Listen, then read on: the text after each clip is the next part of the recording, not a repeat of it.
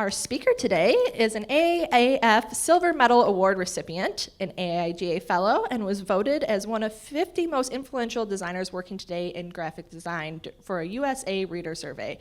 She is the creative director and part owner of People Design, a mother of 3, and a mentor to many, including myself. I am so excited to introduce our speaker today, Yang Kim.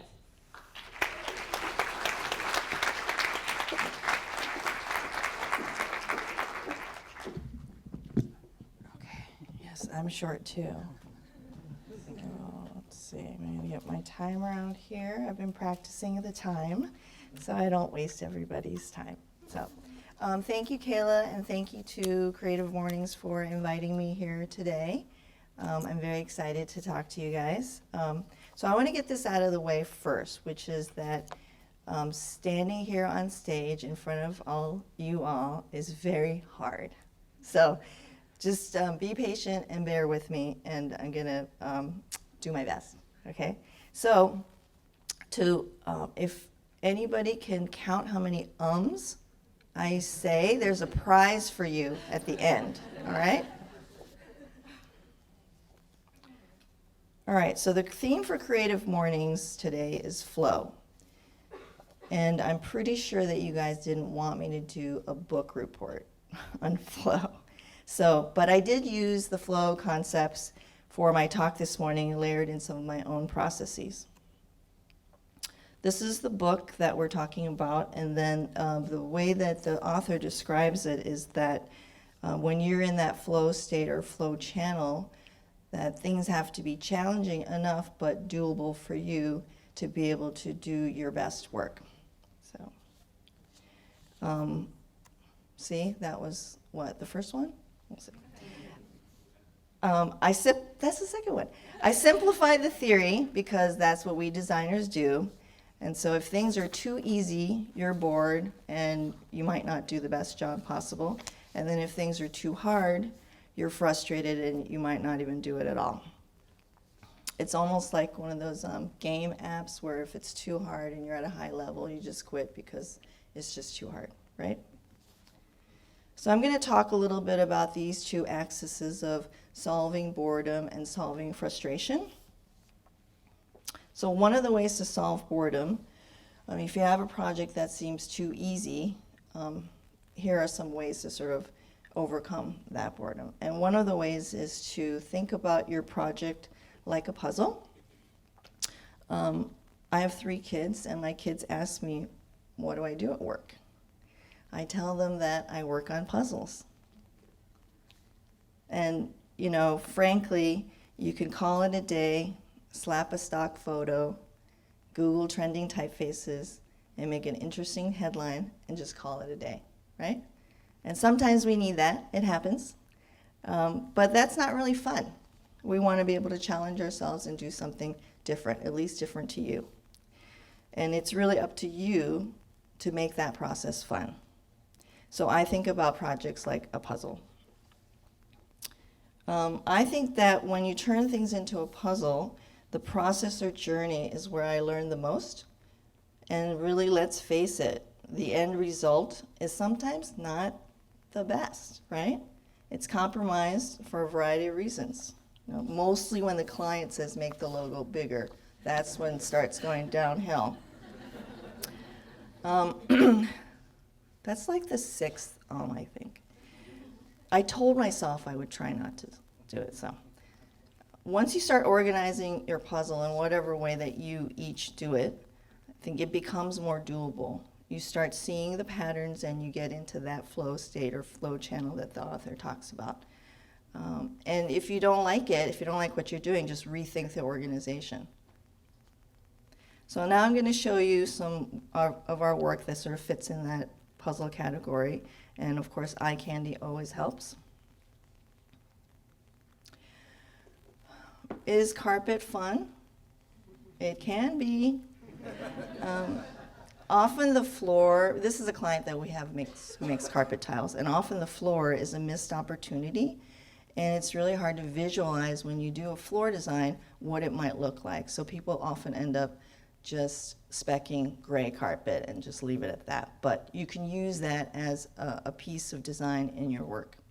So we thought, well, let's work on an inspirational design magazine that shows cool floor designs and how they demonstrate the possibilities of what can happen. Carpet squares, and I'll go to the next slide. So these are, on the right, is made up of like, I don't know, 50 or 60 carpet tiles, kind of hard to see. But they're like puzzle pieces in and of themselves. So, and so is sort of the design of the magazine, the overall program, and then the strategy work that made it all possible. And that's so often, I think, underrated or not thought about, is when you look at the final piece, there's a whole lot of work that was done beforehand to sort of tee up the ability to do a cool piece. I'm going to show you a few spreads. I forgot to turn on my timer, so I don't know how long this is taking.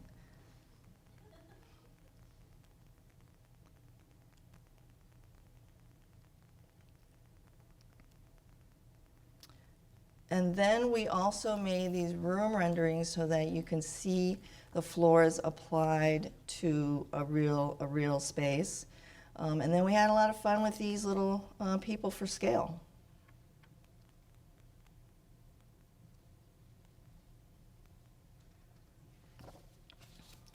All right. Is paperboard interesting? Everything can be interesting. You just have to turn it into interesting. This is a client that makes paperboard, so they don't actually make the boxes that you might see in stores. So other companies do that, right? They just supply the paper or the, so for these guys, they were going to a trade show in Monaco, which I was not invited to. And there's nothing to really look at but like white paperboard. So we decided, well, let's give some of your trade show attendees something to hold and look at and get inspired by.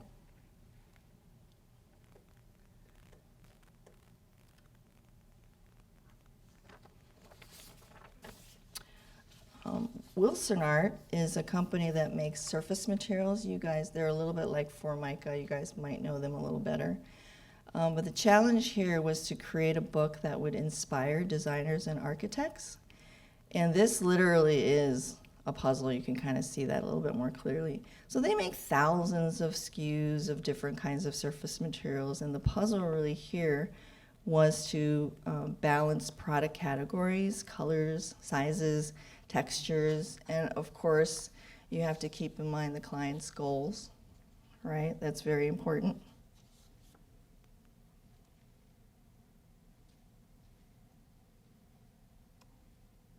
All right, ESI is a furniture company that we branded, and we wanted to try a little something different here. Most companies own a color. Target is red, Chase is blue. I wanted to sort of own the idea of colorful. Like, can a company own the idea of colorful? So we tried it. And you can use, this is made up of 6 color blends, which can be used by themselves or in combination or as the full thing itself. And one application was in a showroom. And this was really cool to see it big. All right, next point. So another way to make something feel less boring and get you excited about the project that you're working on is to work in a series. I think often at first glance projects are uninspiring, right? You get something, you're like, well, I don't know, it's kind of easy. I can do it with one hand tied behind my back, right? But I've learned that if you turn things into a series, it becomes much more interesting. And the project doesn't have to be a series, you just turn it into a series to get to a different place. So for a number of years, we worked on custom wrapping paper for our friends and clients. And just to talk more specifically about the series, when you work on a series, the first one is pretty easy. You get geeked out about some idea and then you make it, and it's really fun. And then the second idea is pretty easy also because it just needs to be the polar opposite of the first one. And then, like for example, if the first one was geometric shapes, the second one is organic shapes, If it was editorial, then the second one is more visual, right? Pretty easy. But the third one is where the real trick comes. It's the hardest one. So it either starts to gravitate toward the first one, or it gravitates toward the second one. So the third one is really the one that you have to spend time thinking about the problem sort of on a different level. What's the same, what's different? To use shapes as an example, you have to go beyond shapes themselves and figure out why it is you use shapes in the first place. So the problem then, you've just made the problem more interesting by doing that.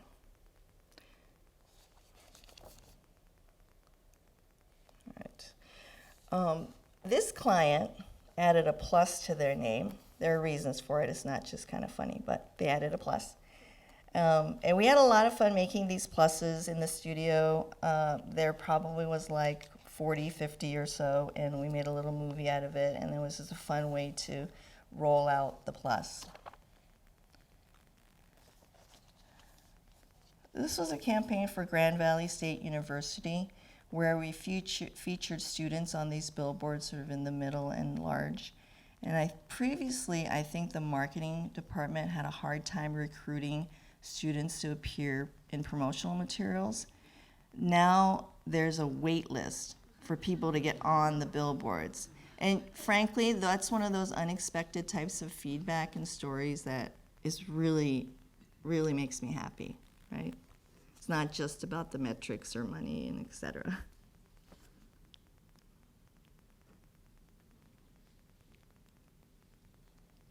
I'm gonna skip this for time.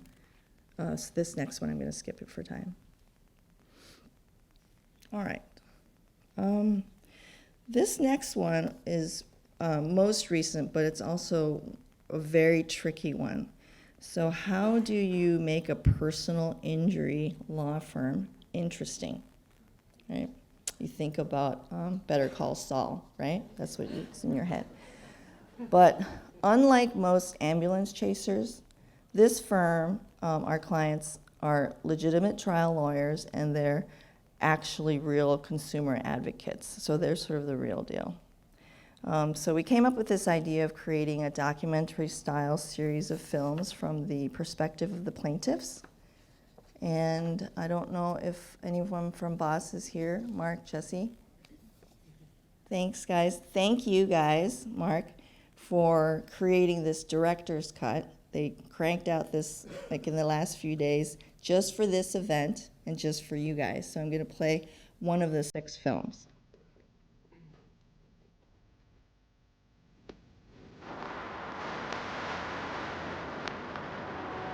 My family and I moved from Colombia to Miami when I was 15, and my brother Israel was 12. We came to the U.S. for safety for our family. He was a very creative person. Artista, un soñador, conocedor del mundo de la vida y el arte. Everywhere he went, he was an inspiration to people.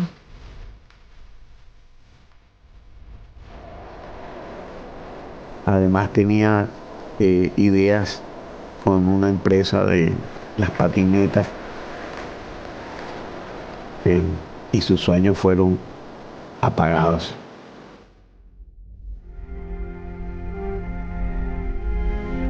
The parents of teenage artist Israel Hernandez say their son lived for his art and died doing it.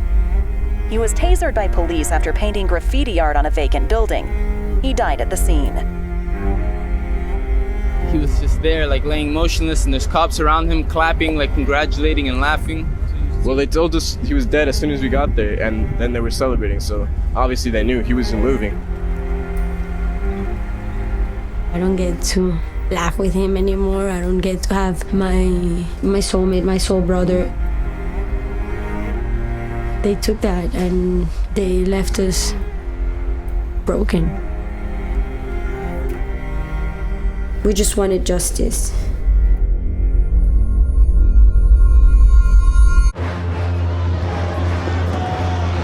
No justice, no peace. No justice, no peace. Remember, Rifa, indictment, luchar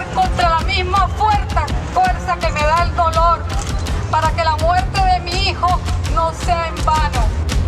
I do not know why my brother died. They have not given us answer. Come on, stop police brutality. Stop this crime.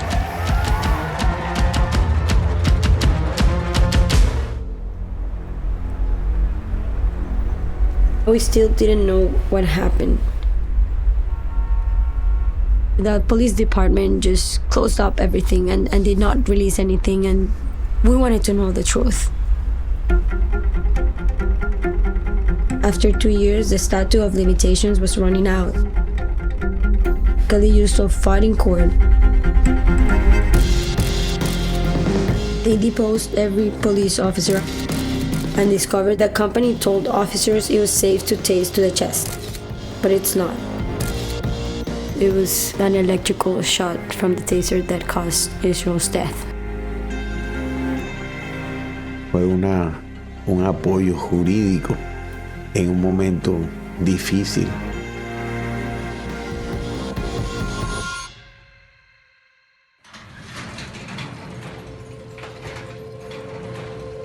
Caliuso helped us with the case. They showed us the way on how we can accomplish that justice. The next step was to carry Israel's dreams of starting a skateboard company with his artwork. And his dreams will come true.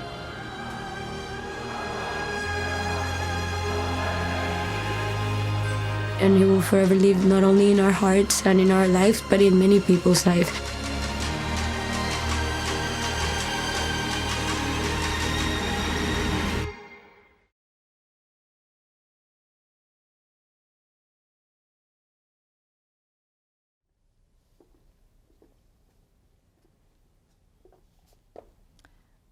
I highly recommend working on a video project because I learned a lot from the process, and it was a lot of fun. So thank you, boss.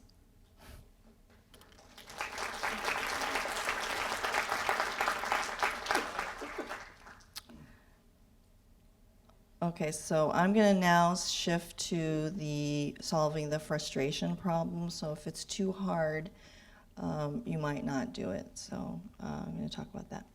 One of the ways to do that is to do your calisthenics or exercises. So while a blank piece of paper and big ideas might be daunting, you sort of don't know even where to begin, small tasks are doable.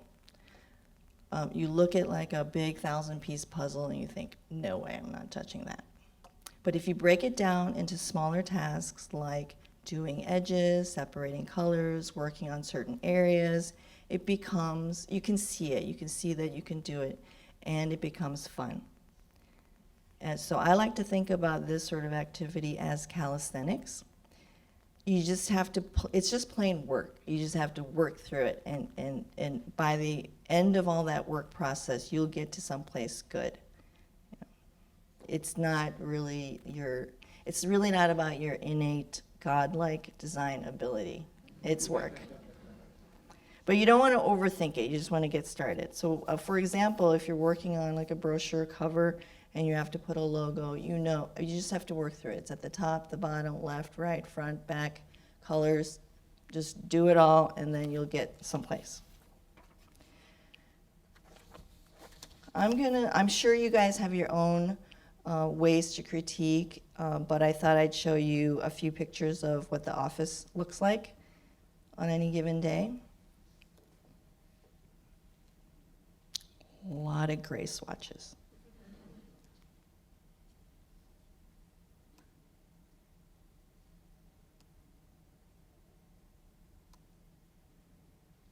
I'm also a big proponent of printing things out. That's me on the floor. I'm not tall enough to get up there. It was like a 10-foot wall. Okay, so I'm a big proponent of printing things out and making things into real scale, because on the computer, you kind of can't visualize. Everything's sort of relative. You don't know how big it is or small it is, or if it's bright or dull. So I think you have to see it in your hands and touch it to know if it's working. All right. So the other way to potentially solve that frustration problem is to play with better people. So I'm one of these people. I force my kids to play soccer. It keeps them out of trouble, so there are a lot of reasons for it, but I'm making a point. So one of the things that we learned from 3 kids in soccer is that when you are the best person on the team, you don't get any better. So if you play up and play with people who are better than you, you get better. So that's really the point, is to work with people who are better, smarter than you. I'm going to circle back to the beginning into puzzles. So when we work on puzzles, or when I work on puzzles, I like to do edges, and I like to separate colors, and then I just leave it. And then other people will come and contribute and do their own thing, and they make it better. So then you can see it, you can see that it becomes easier, faster, and then it becomes more fun. And then you can come back all together and finish it. And that's very rewarding. And I think when you look at the puzzle at the end, you think, it's okay, it's not the best puzzle in the picture, it's not the best thing in the world, but you learn from the process, I think. It's the act of doing it, not necessarily the thing itself. So it's the same with projects, I think. It's not the thing itself, it's what you learned during the process. This is our current team. And thank you, they're here today. So I like the fact that I like and appreciate the fact that they make me a better person, they push me, and I couldn't do any of this without my team and other people that I work with. We're a small team, and we have a lot of other partners that we work with, like the boss team and other photographers, writers, illustrators, and other specialists. And so it's a village, right? You can't do it all by yourself in your living room. All right, this is really the end, but I thought I would show some behind the scenes. This is that Wilson Art Materials shoot, and you can kind of see a little bit of how we created that. This is Pete McDaniel. He loves his table saw. Is he here? Good. And then more behind the scenes, and this is of the film shoot that we did with the boss team. All right, so to recap, ways to solve boredom is, I think, to think about your project like a puzzle. You can turn it into a series, and it becomes exciting again. To solve the frustration problem, create smaller tasks and do the work, do the calisthenics. And then lastly, just play with better people. Thank you.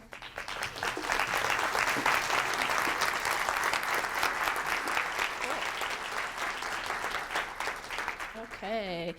Thank you to Yang, and thank you to the UICA. We have a few minutes for question and answer, if I figure out how to turn this microphone on.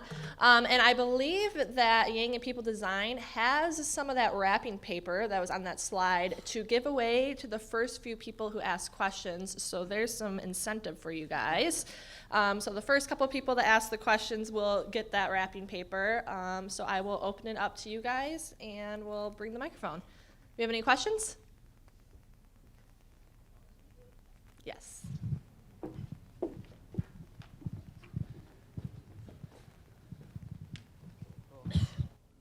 I really like the emotional video, or the video I thought was very awesome branding. I was curious, is there a reason why you promoted at the end the law firm instead of the beginning, or is this, What was the question? I didn't hear. for that video, I really thought it was an awesome emotional story. So we have a big component of emotional stories, sell products and services. So I really like that emotional story that the law firm showed. I thought it was genius. Well, I was just curious, was there a specific reason why the law firm was just at the end of the story? Oh, well, we didn't want to put the law firm in at all. I mean, most people, and we're a furniture town, right? So we've done work with furniture companies and other manufacturing companies with products.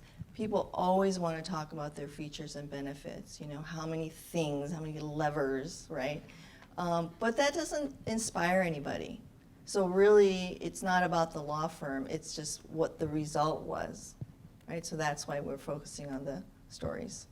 And then lastly, I want to know, did that law firm represent that story? Or That was their case. So all 6 of the films are their cases. And the website just went live, so you guys can go see the other stories. But this is special for this talk, so. We have a few more questions. There's 3 rapid papers. Okay. There's Oh, 4. Well, maybe 3 if someone counted how many ums. It's kind of 2-part, but what types of clients do you like to work with, and then how do you deal with the clients you don't like to work with? Oh, good. That's a great question. Well, we'll work with anybody. I think that we have had bad clients, and it's hard. It's hard to say no to money, right? Because I mean, I'm not a money person, but you need money to make things work, keep the lights on, buy milk, right? So you sort of have to work with them gingerly, I guess, and try to get them sort of on your side and try to get them to trust you. But sometimes at the end of the day, you just have to fire them. And the way to fire them is to get better clients, right? So, I mean, I've been saying this a lot in the office lately, which is that we just like to work with nice people. We have nice people in the office. We like to work with nice clients, nice other partners. And there's just no time to work with assholes, right? Yeah. So fire them. Yeah.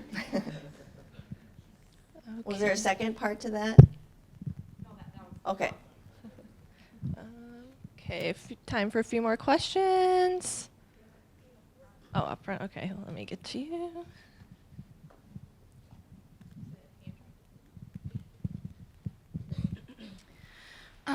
So when you say surround yourself by better people, do you try to find people that have overlapping skill sets, or do you try to find people that are one of each category that all work together well?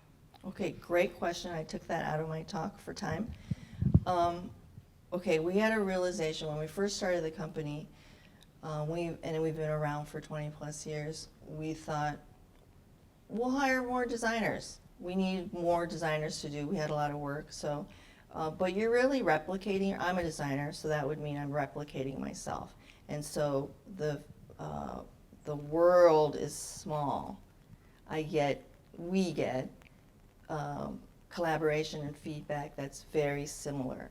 So we try to work with different types of people. So involve archaeologists or psychologists or engineers and bring them into the project. And if nothing else, if you can just get feedback from them, I think that's a really great thing to get, you know? I mean, involve your mother. If people don't understand what it is you're working on, because we're working on design projects, many people have to get it right away. If it's an art project, that's a one-to-one relationship, and it can mean something different to everybody, right? So if whoever you ask doesn't get it, you have to go back and rework it. Is that okay? Okay, we have time for one more question. Oh, okay. Go for it. So, creative people like shiny objects, and our minds wander a lot. And we live currently in a world that is chock full of distraction. I'm just curious if you have any methods or advice or tips or tricks to just help us to focus and even start the process of step 1, step 2, flow. That's really hard. It's really, really, really hard because I think sometimes with a lot of the social media, Pinterest, Instagram, you don't even know that something registered in your brain and you pull it out later. You don't even know you're doing it. You know, you work on something, you're like, that looks really familiar. Where did I see that, right? So it's sort of subliminal in that way, and it's very difficult, and I don't have the best answer for you other than really just to try to block things out and really focus. And I think really maybe one answer might be you just have to work more. You have to do something, evaluate it, look at it, sleep with it, think, have I seen it before? And then I don't think it's a problem to sort of pay homage to something that you've seen, but you have to turn it into your own thing somehow. Does that answer your question? Okay. Yeah. Awesome. Okay, so if any of you guys answered a question after the talk, come see Yang up here, and she'll give you your wrapping paper. I have a few more announcements, and then also if you are number 417791, come see me for the movie tickets. Let's give Yang and the UICA a round of applause one more time.